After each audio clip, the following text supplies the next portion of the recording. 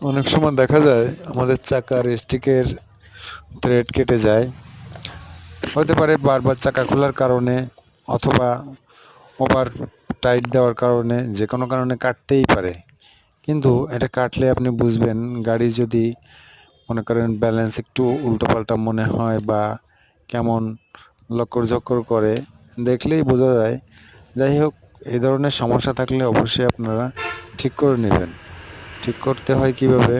এভাবে আপনারা যদি একটু থ্রেড ওভার সাইজ থেকে একটু চিকন করে নেন, তাহলে সমস্যা নাই, প্যাচটা তো ভালো থাকবে। সম্ভব হলে পরে পাল্টিয়ে ফেলবেন, তাতে সমস্যা নেই। কিন্তু তাৎক্ষণিক এভাবে থ্রেড করে যদি আপনারা ফিটিং করেন, সেটাই ভালো। কারণ তাৎক্ষণিক যদি না পাওয়া যায়, আর এক্ষেত্রে আপনারা এই সমস্যা নিয়ে চালাইলে গাড়ির অন্য অন্য সমস্যা হইতে পারে।